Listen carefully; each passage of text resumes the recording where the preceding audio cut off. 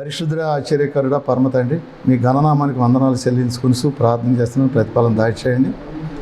ఈ రాత్రికాల సమయంలో కొద్దిసేపు బైబిల్ గ్రంథంలో ఉన్నటువంటి వాక్యాన్ని చూసుకుని మేము బ్రతికి జీవించడానికి అవకాశం ఇచ్చినందుకు, మరి ఆధ్యాత్మిక ప్రణాళికలు వేసుకోవడానికి గొప్ప అవకాశం ఇచ్చారు తండ్రి. మేము చూసుకుని ఈ యొక్క గ్రంథంలో ఉన్నటువంటి నీతి ద్వారాగా మా జీవితాలను ముందుకు సాగించడానికి అవకాశం ఇచ్చినందుకు మరి ఒకసారి మీ స్తుతి చెల్లించుకుని ప్రార్థన చేస్తున్న ప్రతిఫలం దాచేయమని చెప్పి అతి ఘనమైనటువంటి ప్రభు యేసు పరిశుద్ధ నామములో అడిగి వేడుకుంటున్నాను పరమ తండ్రి, ఆమేన్. ప్రియమైనటువంటి సహోదరులకు వందనాలు తెలియజేస్తా ఉన్నాను.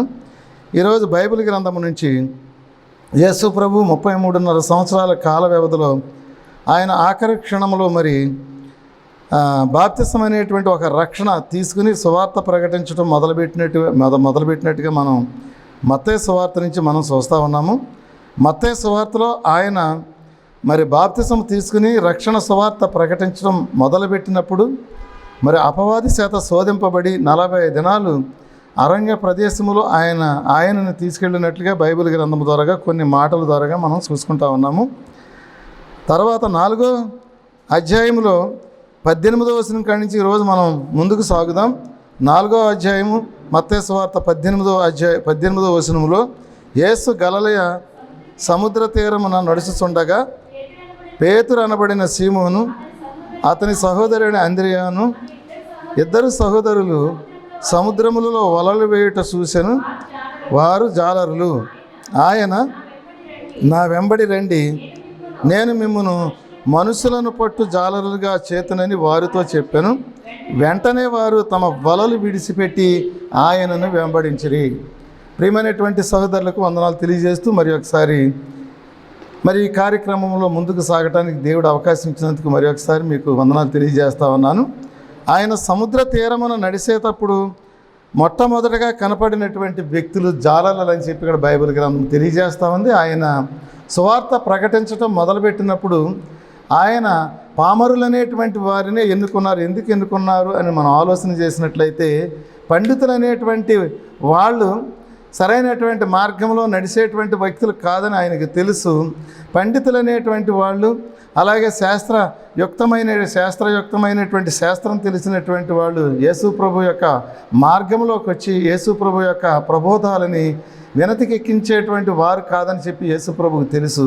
పామరులు అనేటువంటి వారిని ఇక్కడ పిలుచుకున్నట్లుగా మొట్టమొదటిగా మనం చూస్తూ ఉన్నాము. దాంట్లో పేతురు అనబడినటువంటి వ్యక్తి ఎప్పుడైతే మనుషులను పట్టు జాలరులుగా మిమ్మల్ని చేస్తాను అని చెప్పి దేవుడు వారికి, యేసు ప్రభు వారికి ఆజ్ఞ ఇచ్చాడో, వారు తన వలలు ఇడిసిపెట్టి వచ్చినట్లుగా బైబిల్ గ్రంథము ద్వారాగా మనం చూస్తూ ఉన్నాం. ఎందుకంటే మనుషులను పట్టు జాలరులుగా అంటే వాళ్ళు అనుకుంటూ ఉండవచ్చు, ఎందుకంటే ఈయన కూడా వెళితే, ఎందుకంటే మనుషుల మనోభావాలు కూడా మనకి తెలిస్తే ఏమో వాటి ద్వారాగా మనుషులను ప్రభావితం చేసి మన జీవితం సక్రమైనటువంటి మార్గంలో నడుచుకోవచ్చు, లేకపోతే కొంత ధనాన్ని సంపాదించుకోవచ్చు అని చెప్పి ఆశించి ఉండవచ్చు. కానీ ఈయన భావకల్పితమైనటువంటి మాట ద్వారాగా మిమ్మల్ని మనుషులను బట్లు జాలరుగా తయారు చేస్తానని మాట మాత్రం చెప్పాడు. వెంటనే వాళ్ళు వలలు విడిచిపెట్టి వచ్చినట్లుగా బైబిల్ గ్రంథము తెలియజేస్తూ ఉంది. అలాగే 23వ వచనంలోకి వచ్చేటప్పటికి యేసు వారు సమాజ మందిరములలో బోధించుచు దేవుని రాజ్యమును గూర్చిన సువార్తను ప్రకటించుచు ప్రజలలో ప్రతి వ్యాధిని రోగమును స్వస్థపరుచుచు గలిలయ అందంతటా సంచరించెను. బైబిల్ గ్రంథము ద్వారాగా చూసినట్లయితే ఆ ప్రాంతంలో ఉన్నటువంటి చీకటిలో కూర్చున్నటువంటి ప్రజలకు గొప్ప వెలుగు, అలాగే రోగగ్రస్తులైనటువంటి వారికి స్వస్థత కలగటానికి యేసు ప్రభు చేసినటువంటి మరి త్యాగం ఎంతో గొప్పదిగా మనకు తెలియబడుతూ ఉంది. ఆ ప్రాంతంలో ఉన్నటువంటి అనేక రకాలైనటువంటి జబ్బులతోటి నిండిపోయినటువంటి ప్రజలను ఇక్కడ మనం బైబిల్ గ్రంథంలో చూస్తూ ఉన్నాము. వారి యొక్క రోగాలను ఇడిపించటానికి మరి ఆయన ఎంతో సాహసంతో ముందుకు నడిచి మరి వ్యాధులను రోగములను నయం చేసినట్లుగా ఇక్కడ బైబిల్ గ్రంథము ద్వారా తెలియబడతా ఉన్నది. 24వ వచనంలోకి వచ్చేటడికి ఆయన కీర్తి సిరియా దేశమందంతటా వ్యాపించను. నానా విధములైన రోగముల చేతను వేదనల చేతను పీడింపబడిన వ్యాధిగ్రస్తులందరినీ, దెయ్యముల పట్టిన వారిని, సేంద్ర రోగులను పక్షవాయువు గలవారిని ఆయన వద్దకు తీసుకొని రాగా ఆయన వారిని స్వస్థపరుస్తుండెను. ఇక్కడ సేంద్ర రోగం అనేటువంటి ఒక రోగం ఒకటి మనకు కనపడతా ఉంది. ఈ రోజుల్లో కూడా కొంతమందిలో కనపడతా ఉంటుంది అది. అలాగే ఇక్కడ సేంద్ర రోగం అనేటువంటిది చూసుకున్నట్లయితే అది చంద్రుని యొక్క కాంతికి సంబంధించినటువంటి ఒక రోగముగా మనం చెప్పుకోవచ్చు. దాన్ని మూర్ఛ రోగం అంటారు. అది ఒక కాంతిలో ఒక రకంగా, చీకటిలో ఒక రకంగా ఉంటుంది ఆ రోగం. దాన్నే మూర్ఛ రోగం, దాన్నే ఇక్కడ సేంద్ర రోగం అని చెప్పి, చంద్రకాంతికి సంబంధించినటువంటి రోగం అని చెప్పి ఇక్కడ బైబిల్ గ్రంథం ద్వారా మనకి తెలియబడతా ఉంది. అలాగే ఇక్కడ పక్షవాయువు గలవారిని, నానా విధములైనటువంటి రోగములు గలవారిని అందరినీ కూడా మరి తీసుకొని రాగా ఆయన వారిని స్వస్థపరిచినని చెప్పి బైబిల్ గ్రంథం ద్వారా ఇక్కడ మనకి ఒక మంచి మాట తెలియబడుతుంది. చూడండి, ఎప్పుడైతే రోగగ్రస్తులైనటువంటి వారికి ఉచితమైనటువంటి మరి సువార్త ద్వారాగా మరి ఉచితమైనటువంటి సేవ చేసి ఉచితమైనటువంటి ఆయన వారిని స్వస్థపరచడం చూస్తూ ఉంటే ఆ దేశమందంతటా, ఎందుకంటే ఆయన కీర్తి, ఎందుకంటే ఇక్కడ సిరియా దేశం ఎందుకంటే వారు సంచరించేటువంటి దేశానికి తూర్పున ఉన్నటువంటి దేశం సిరియా దేశం అందంతటా కూడా వ్యాపించినట్లుగా బైబిల్ గ్రంథం ద్వారా తెలియబడుతుంది. అప్పుడు వరకు 30 సంవత్సరాల కాల వ్యవధిలో ఆయన ఎప్పుడు కూడా బయటకు వచ్చి సమాజంలో ఒక వ్యక్తిగా ఎవరికి ఆయన కనపరుచుకోలేదు, ఒక వ్యక్తిగా ఎవరు గుర్తించలేదు. అలాంటిది ఒక వ్యక్తి బయటకు వచ్చి పేద కుటుంబం నుంచి ఆయన వచ్చి ఆయన చేసేటువంటి అద్భుతమైనటువంటి క్రియల ద్వారాగా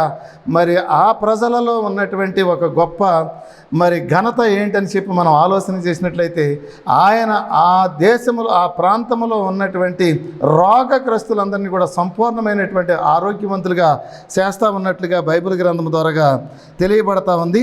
చూడండి, ఆయన కీర్తి సిరియ దేశమందంతటా వ్యాపించను. నానా విధములైన రోగముల చేతను వేదనల చేతను పీడింపబడిన వ్యాధిగ్రస్తులందరినీ, దెయ్యముల పట్టిన వారిని, పక్షవాయువు గలవారిని ఆయన వద్దకు తీసుకొని రాగా ఆయన వారిని స్వస్థపరిచినని చెప్పి బైబిల్ గ్రంథము తెలియజేస్తూ ఉంది. చూడండి, ఈ రోజుల్లో కూడా చాలామంది మేము రోగాలు వదిలేస్తాం, జబ్బులు వదిలేస్తాం, మేము ప్రార్థన చేస్తే మరి ఎన్నో రోగాలు పోతాయని మేము ప్రార్థన చేస్తే అని చెప్పి కళ్ళగొల్లి మాటలు చెప్పి ఎంతోమంది ఎన్నో రకాలైనటువంటి వాగ్దానాలు చేస్తూ ఉంటారు.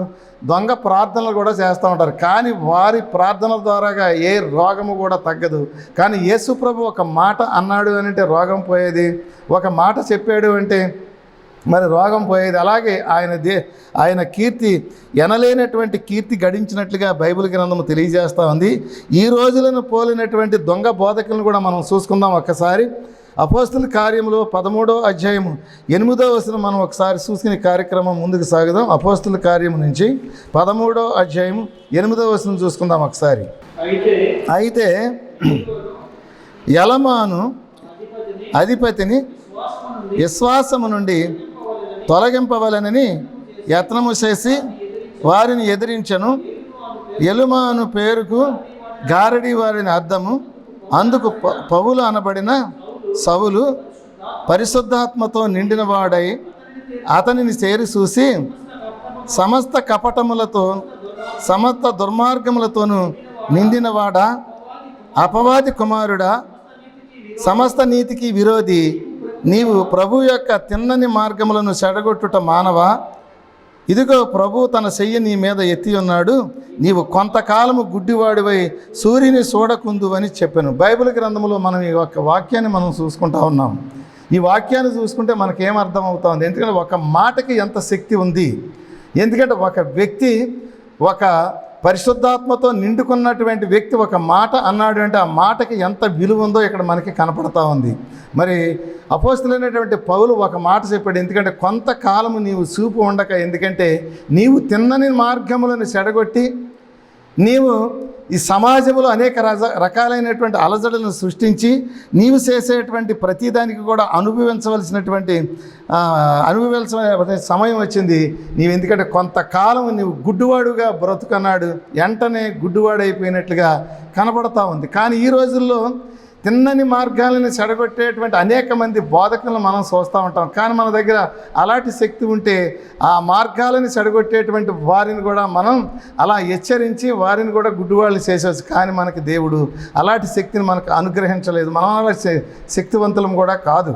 అలాగే ఈ రోజులలో జరిగేటువంటి సువార్త మనం చూస్తున్నామంటే ఈ సువార్తకు ఉన్నటువంటి ప్రాముఖ్యతను కూడా చెడగొట్టి, ఈ సువార్తకు ఉన్నటువంటి గొప్పతనాన్ని చెడగొట్టి వారి యొక్క జీవితాలని మరి సక్రమైనటువంటి మార్గంలో నడిపించుకుని బ్రతుకు తెరువు కోసం అనేక రకాలైనటువంటి ఈ గారిడీ వాడు చేసినటువంటి గారిడీ విద్యలు చేసి ఏ రకంగా ప్రజల్ని తప్పుదావు పట్టించుతూ ఉన్నాడో, అలాగే ఇప్పుడు సేవకులు కూడా చాలామంది గారిడీ వాడిలాగా సంచరించుతున్నట్లుగా మనం చూస్తూ ఉన్నాం. ఏది ఏమైనప్పటికీ ఒకప్పటికి దేవుడు ఆయన వారి యొక్క గారిడీతనాన్ని నుంచి ఎప్పుడో ఒకప్పుడు గద్దించి వారిని కూడా ఈ లోకపు గుడ్డివారి కాకుండా, ఎందుకంటే ఆధ్యాత్మిక గుడ్డివారినిగా చేయటానికి దేవుడి యొక్క వాక్యం ఎంతో గొప్ప వాక్యం అని చెప్పి బైబిల్ గ్రంథము తెలియజేస్తూ ఉంది. అలాగే మత్తయి సువార్తలో మనం చూసుకున్నట్లయితే మరి 4వ అధ్యాయం 25వ వచనంలో కనపడతా ఉంది. ఒకసారి చూద్దాం. గలిలయ, దెకపోలి, యెరూషలేము, యోదయను ప్రదేశముల నుండి, యోర్దాను అవతల నుండి బహుజన సమూహము ఆయనను వెంబడించను. చూడండి, కొద్ది దినాలలోనే ఎంతోమంది జన సమూహము ఆయన వెంబడించటం మొదలుపెట్టారు. ఎందుకంటే ఆయన వాక్యములో ఉన్నటువంటి బలమైనటువంటి శక్తివంతమైనటువంటి వాక్యాన్ని అందించేటువంటి ఒక గొప్ప మరి శక్తివంతమైనటువంటి ఒక వ్యక్తిగా ఇక్కడ ప్రజలకి కనపడతా ఉన్నాడు. అప్పుడు వరకు ఆయన ఎక్కడున్నా కానీ ఆయన బయటకు వచ్చి వాక్యాన్ని, బలమైనటువంటి వాక్యాన్ని అందించి మరి ఎన్నో రకాలైనటువంటి రోగముల నుంచి విడుదల పొందటానికి ఆయన చేసేటువంటి మరి ప్రయత్నం ఎంతో గొప్పదిగా బైబిల్ గ్రంథం ద్వారా కనబడతా ఉంది. మనం ఈ రకంగా మనం చూసుకున్నట్లయితే బైబిల్ గ్రంథంలో ఇంత శక్తివంతమైనటువంటి వ్యక్తిని బైబిల్ గ్రంథంలో మొట్టమొదటగా మనం ఇక్కడ చూస్తా ఉన్నాం, యేసు ప్రభు అనేటువంటి వ్యక్తిని. అదే ప్రకారంగా ఈరోజు మనం బైబిల్ గ్రంథం చూసుకున్నట్లయితే ఇలాంటి శక్తివంతమైనటువంటి వ్యక్తులు కావాలని చెప్పి దేవుడు ఆశించుతా ఉన్నాడు.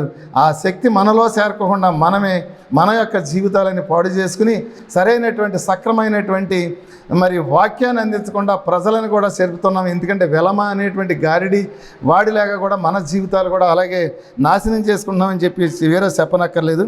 బైబిల్ గ్రంథంలో మరి మత్తయి సువార్త 5వ అధ్యాయము 1వ వచనం కాడి నుంచి చూసుకుని కొన్ని మాటలు మనం ముందుకు సాగుదాం. ఆయన జన సమూహమును చూసి కొండ ఎక్కి కూర్చుని ఉండగా ఆయన శిష్యులు ఆయన వద్దకు వచ్చిరి. అప్పుడు ఆయన నోరు తెరిచి ఇలాగ బోధించసాగాను, ఆత్మ విషయమై దీనులైన వారు నా ధన్యులు, పరలోక రాజ్యము వారిది. దుఃఖపడు వారు ధన్యులు, వారు వాదార్చబడుదురు. సాత్వికులు ధన్యులు, వారు భూలోకమును స్వతంత్రించుకుందరు అనేటువంటి వాక్యాన్ని మనకి ఇక్కడ మరి మత్తయి సువార్త 5వ అధ్యాయంలో మనకి మొట్టమొదటగా కనబడతా ఉంది. అసలు ఆయన ఈ వాక్యాన్ని ప్రకటించవలసినటువంటి పరిస్థితి ఎందుకు వచ్చింది? అసలు ఆయన వాక్యాన్ని ఆయన ఒక దేవాతి దేవుడిగా ఉండి ఆయన పరలోకములో ఉండవలసినటువంటి వ్యక్తి ఈ భూలోకంలోకి వచ్చి సువార్త ప్రకటించేటువంటి స్థితి ఎందుకు వచ్చిందని చెప్పి మనం ఆలోచన చేసినట్లయితే ఆదికాండములో మనకి కనపడతా ఉంటే చూడండి. ఆదికాండము 8వ అధ్యాయం 21వ వచనం నుంచి కూడా ఒకసారి మనం చూసుకునే కార్యక్రమం మనం ముందుకు సాగుదాం. 8వ అధ్యాయం 21వ వచనం చూసుకుందాం. అప్పుడు యెహోవా ఇంపైన సువాసనను ఆగ్రానించి ఇక మీదట నరులను బట్టి భూమిని మరలా శపించను. ఎందుకనగా నరుల హృదయ ఆలోచన వారి బాల్యము నుండి చెడ్డవి. నేనిప్పుడు చేసిన ప్రకారముగా ఇకను సమస్త జీవులను సంహరింపను. భూమి నిలిచినంత వరకు ఎదకాలము, కోతకాలము, ఈ శీతోష్ణములను, వేసవి శీతాకాలము, రాత్రింపవళ్ళు ఉండక మానవని తన హృదయములో అనుకొనను. ఇక్కడ బైబిల్ గ్రంథము ద్వారాగా మనం చూసినట్లయితే మరి మానవులను పుట్టించినటువంటి దేవుడు, మరి ఆదామును పుట్టించినటువంటి దేవుడు ఆదాములో ఉన్నటువంటి మరి ఆ చీకటిని గమనించాడు. ఆదాముని ఏదైనా తోట నుంచి తరిమివేయబడిన తర్వాత మరి పెరిగినటువంటి జన సమూహములో ఒక పాపాన్ని చూశాడు. ఆ పాపం నుంచి మనుషులను పవిత్రమైనటువంటి మార్గంలో నడిపించాలంటే సరైనటువంటి మార్గం దేవుడికి కూడా కనపడలేదు. వారిని జలప్రళయము ద్వారాగా అంతమందించిన తరువాత మళ్ళీ పెరగటం మొదలుపెట్టిన తర్వాత వారి వైపుకి చూసినప్పుడు వారి యొక్క విధానాలు ఎలాగ ఉన్నాయని చెప్పి మనం ఆలోచన చేసినట్లయితే నరుల హృదయ ఆలోచన వారి బాల్యము నుండి చెడ్డది, నేనిప్పుడు చేసిన ప్రకారం ఇంకా సమస్త జీవులను సంహరింపనని చెప్పి ఒక తీర్మానం తీసుకున్నాడు. ఎందుకంటే దేవుడు ఒక తీర్మానాన్ని ఇచ్చాడంటే ఖచ్చితంగా ఆ తీర్మానానికి మానవుడు కాదు, ఆయన మహిమ కలిగినటువంటి వ్యక్తి, కట్టుబడేటువంటి ఉండేటువంటి వ్యక్తి. కానీ ఇక్కడ నరుల హృదయ ఆలోచన బాగా చెడ్డది కదా. ఆ చెడ్డ ఆలోచన కలిగినటువంటి వాళ్ళు పవిత్రమైనటువంటి మార్గంలో నడుస్తారా అంటే నడవరు. కానీ ఇక మీదట వారిని నేను మళ్ళీ నాశనం చేయను అని చెప్పి ఒక తీర్మానం తీసుకున్నట్లుగా మనం చూస్తూ ఉన్నాం. అలా ఎందుకంటే జన సమూహం పెరిగిన కొద్ది జనములో ఉన్నటువంటి అనేక రకాలైనటువంటి అలజడులు, అనేక రకాలైనటువంటి అపోహలు, ధర్మశాస్త్రాన్ని నెరవేరుస్తున్నామని ధర్మశాస్త్రానికి అనుగుణంగా కాకుండా ఎంతోమంది జీవితాలని సిద్ధము చేసేటువంటి వ్యక్తులు ఈ సమాజంలో ఆ సమాజంలో వచ్చిన తరువాత చివరికి ఆ తప్పులను సరిచేసుకుని సరైనటువంటి సక్రమైనటువంటి మార్గంలో నడిపించడానికి ఆ దేవాతి దేవుడైనటువంటి ఆ ప్రభువే ఈ లోకానికి రావాల్సి వచ్చిందని చెప్పి మనం ఖచ్చితంగా అనుకోవచ్చు. బైబిల్ గ్రంథము ద్వారా చూసినట్లయితే దానిని నెరవేర్చడానికి ఆయన ఇక్కడికి బైబిల్ గ్రంథము ద్వారా చూసినట్లయితే నెరవేర్చడానికి ఈ గ్రంథములో వచ్చినట్లుగా మనం చూస్తూ ఉన్నాము. నెరవేరుస్తామన్నాడు. ఆయన జన సమూహమును చూసి మత్తయి సువార్తలో కొండ ఎక్కి కూర్చుని ఉండగా ఆయన శిష్యులు ఆయన వద్దకు వచ్చి అప్పుడు ఆయన నోరు తెరిచి ఎలాగో బోధించసాగాను. ఆత్మ విషయమై దీనులైనటువంటి వారు ధన్యులు, పరలోక రాజ్యము వారిది. చూడండి, బైబిల్ గ్రంథం ప్రకారంగా చూసినట్లయితే ఆత్మ విషయమే. ఎందుకంటే ఆయన బోధించేటువంటి బోధ ఎలా ఉంది అని మనం ఆలోచన చేసినట్లయితే ఆత్మతత్వం అనేటువంటిది ఎలాగుంటుందో ఆయన ఈ జన సమూహానికి మనకి కూడా చూపించినటువంటి వ్యక్తి. ఆత్మ విషయమై దీనులైనటువంటి వారు అని అంటే ఆత్మతత్వ బోధ మనం తెలుసుకోగలిగినట్లయితే మనకి ఇంకేమీ అక్కలేదు ఈ లోకంలో. అలాంటి బోధే కావాలని చెప్పి యేసు ప్రభు ఆలోచన చేస్తూ ఉన్నాడు. చూడండి, బైబిల్ గ్రంథంతో ప్రకారంగా చూసినట్లయితే ఇక్కడ 10వ వచనంలో కూడా చూసుకుని కార్యక్రమం ముందుకు సాగించుతాము. నీతి నిమిత్తము హింసింపబడువారు ధన్యులు, పరలోక రాజ్యము వారిది. నా నిమిత్తము జనులు మిమ్మల్ని నిందించి హింసించి మీ మీద అబద్ధముగా చెడ్డ మాటలల్లా పలుకున్నప్పుడు మీరు ధన్యులు, సంతోషించి ఆనందించుడి, పరలోకమందు మీ ఫలము అధికమగును. ఎలాగున వారు పూర్వముందుండిన ప్రవక్తలను హింసించి ఎంతోమంది ప్రవక్తలను హింసించినట్లుగా బైబిల్ గ్రంథం ద్వారా కనబడతా ఉంది. ఎంతోమంది ప్రజలను, ఎంతోమంది సేవకులను, ఎంతోమంది మరి ప్రవక్తలను హింసించి వాళ్ళని చంపేసినట్లుగా కూడా మనం చూసుకోవచ్చు. కానీ అది ఈరోజు తెలియజేస్తామన్నాడు. ఎందుకంటే నీతి నిమిత్తము మీరు బ్రతకండి, నీతి ద్వారాగా మీరు బ్రతికినట్లయితే మీ జీవితం అంతా మరి ఎంతో పరిపూర్ణంగా ముందుకు సాగుద్ది. ఎందుకంటే ఈ భౌతికమైనటువంటి శరీరాన్ని ఇడిచిపెట్టిన తర్వాత ప్రతి ఒక్కడు కూడా నిత్య జీవము పొందాలి అంటే ఖచ్చితంగా నీతిని అవలంబించి, నీతిని పాటించి, నీతి మార్గాన్ని సంచరించినటువంటి వాళ్ళే నిత్య జీవం పొందగలరని చెప్పి బైబిల్ గ్రంథము ముందు వాక్యాలలో మనకు తెలియబడతా ఉంది. చూడండి ప్రియమైనటువంటి సహోదరులారా, అలాగే 13వ వచనముకు వచ్చేటప్పటికి 13వ వచనంలో కనపడుతుంది, మీరు లోకమునకు ఉప్పై ఉన్నారు. ఉప్పు నిస్సారమైతే అది దేని వలన సారము పొందును? అది బయట పారవేయబడి మనుష్యుల చేత తొక్కబడుటకే కానీ మరి దేనికి పనికిరాదు. మీరు లోకమునకు ఎలుగై ఉన్నారు. కొండ మీద నుండి పట్టణము మరుగై ఉండనేరదు. మనుషులు దీపమును వెలిగించి కొంచెము కింద పెట్టరు, కానీ అది ఎంత ఉండు వారందరికీ వెలుగునిచ్చుటకై దీపస్తంభం మీదనే పెట్టదు. ఇక్కడ మనకి 2 వచనాలు బట్టి మనం చూసుకున్నట్లయితే మీరు లోకమునకు ఉప్పై ఉన్నారు. ఉప్పు నిస్సారమైతే అది దేని వలన సారము పొందును. చూడండి, ఉప్పుకున్నటువంటి ప్రాముఖ్యత ఎంతో గొప్పది. ఎందుకంటే ఈరోజు ఉప్పు లేకపోతే చాలామంది మరి బ్రతకడం కూడా కష్టమే. ఎందుకంటే ఉప్పులో ఉన్నటువంటి గొప్పతనాన్ని అక్కడ దేవుడు అక్కడ తెలియజేస్తూ ఉన్నాడు. యేసుప్రభు అక్కడ తెలియజేస్తూ ఉన్నాడు. ఈరోజు ఉప్పు లేకపోతే ఎంతోమంది బలహీనులుగా మారిపోయేటువంటి అవకాశం కూడా కనపడుతుంది. ఉప్పులో ఉన్నటువంటి గొప్పదనాన్ని ఇక్కడ తెలియబడతా ఉంది. అలాగని ఉప్పు నిస్సారమైతే దేనికి పనిచేయదా? ఎందుకంటే ఆ నిస్సారమైనటువంటి ఉప్పు వల్ల మన జీవితాలు ఎందుకు ఉపయోగపడవు. అలాగే మీరు నిస్సారమైనటువంటి వారుగా వద్దు, ఎందుకంటే సారవంతమైనటువంటి వ్యక్తులుగా మీరు ఎలిగి ఈ లోకానికి ఎలుగునిచ్చేటువంటి వారుగా మీరు ఉండాలి. చూడండి, మరి ఎంత ఆధ్యాత్మిక మార్గంలో నడిపించడానికి ఆయన చేసినటువంటి ఆత్మ ప్రబోధాలు ఎంత గొప్పగా ఉన్నాయో మనకి ఇక్కడ అర్థమవుతా ఉన్నాయి. అలాగే ఎందుకంటే ఉప్పు నిస్సారమైతే అది దేని వలన సారము పొందదు, కానీ అది బయట పారవేయటానికి మరి పనిచేస్తుంది. మీరు కూడా ఎందుకంటే నిస్సారమైనటువంటి జీవితాలని అనుభవించితే మీ యొక్క జీవితం అంతా కూడా సిద్ధమైపోద్ది. మీరు ఉప్పు వలె, ఎందుకంటే మీరు కావాలి అందరికీ కూడా ఉప్పు ఏ రకంగా మరి ఉపయోగపడి ఈ సమస్త సమాజాన్ని ముందుకు నడిపించుతూ ఉందో. ఎందుకంటే కొన్ని రోజుల క్రితం అయితే, కొన్ని సంవత్సరాల క్రితం అయితే ఉప్పు లేకపోతే నేను అసలు బతకను. ఎందుకంటే ఆ ఉప్పు లేనటువంటి, ఆ ఉప్పే నాకు నిజమైనటువంటి ఆ దివ్య ఔషధం. ఆ ఉప్పు ద్వారాగా నేను బ్రతికాను. ఆ ఉప్పే నన్ను రక్షించి నడిపించింది చాలా దినాలు. ఇప్పుడైతే అంత అవసరం లేదు కానీ, ఎందుకంటే రక్తహీనతతో ఉన్నటువంటి వ్యక్తులని ఉత్తేజపరిచేటువంటిది ఉప్పు ద్రావణం అని చెప్పి బైబిల్ గ్రంథము తెలియజేస్తూ ఉంది. అలాగే యేసు ప్రభు కూడా తెలియజేస్తూ ఉన్నట్లుగా బైబిల్ గ్రంథం మనకి ఇక్కడ తెలియబడతా ఉంది. చూడండి ప్రియమైనటువంటి సహోదరులారా, ఈరోజు ఉప్పు గురించి మనం చాలా మరి మాటలు మనం మాట్లాడుకున్నాం. అలాగే ఉప్పు అనేటువంటిది చాలా పవిత్రమైనటువంటిది. దాన్ని మనం సమపాళ్ళలో మనం తీసుకోగలిగినట్లయితే మన జీవితాలు కూడా సక్రమంగా నడుస్తాయి. మన ఈ యొక్క దేహాన్ని కూడా ముందుకు నడిపించగలం.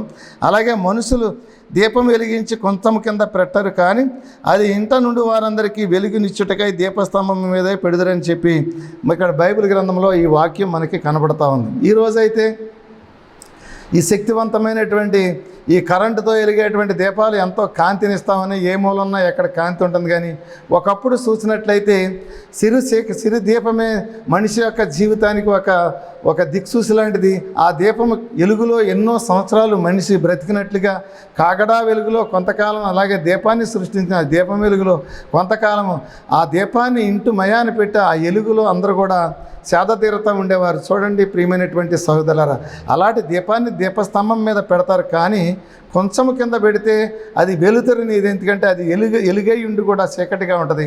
అలాగే మీ జీవితం కూడా ఎప్పుడు కూడా ఉత్తేజమైనటువంటి ఒక వెలుగుగా, మీరు ఒక విశ్వాసులుగా ఈ విశ్వానికే మీరు గొప్ప వ్యక్తులుగా ఉండాలని చెప్పి మరి యేసు ప్రభు తన శిష్యులకి అక్కడ ఉన్నటువంటి వారందరికీ కూడా బోధించినట్టుగా బైబిల్ గ్రంథం ద్వారా మనం చూస్తూ ఉన్నాము.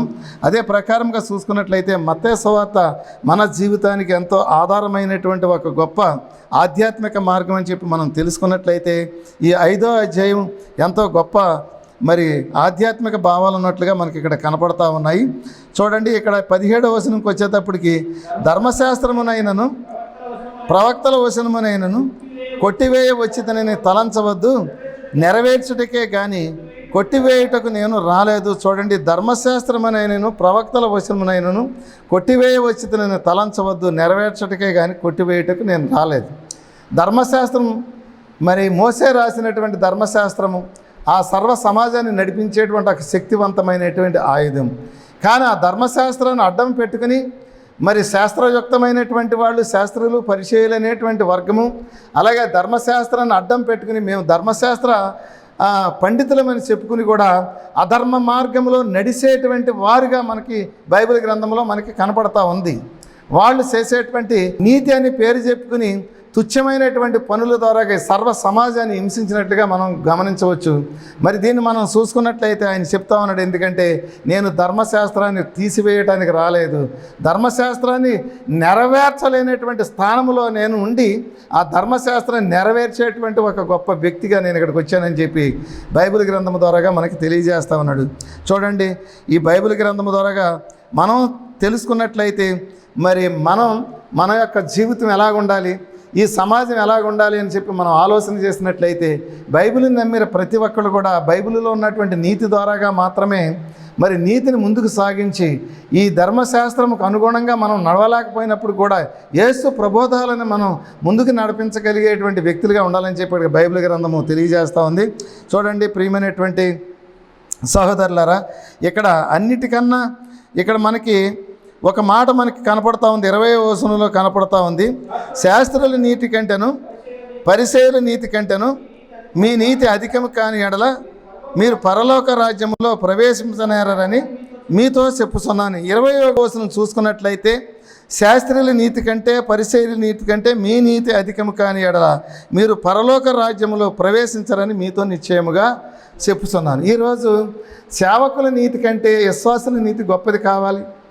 సేవకులే నిజమైనటువంటి రక్షణ అని చెప్పి మనం నమ్ముతా ఉన్నాము. సేవకులు ఏ మాట చెప్పినా మనం వింటున్నాం, అది నిజమైనటువంటి సువార్త అని చెప్పి. అలాగే ఆ రోజులలో మరి ఇక్కడ చూసుకున్నట్లయితే మరి 20 రోజులను చూసుకున్నట్లయితే శాస్త్రుల నీతి కంటే పరిసయ్యుల నీతి కంటే మీ నీతి అధికము కాని ఎడల మీరు పరలోక రాజ్యానికి వారసులు కానే కారని చెప్పి ఇక్కడ బైబిల్ గ్రంథం ద్వారాగా ఇక్కడ ఖచ్చితంగా తెలియజేస్తూ ఉన్నాడు.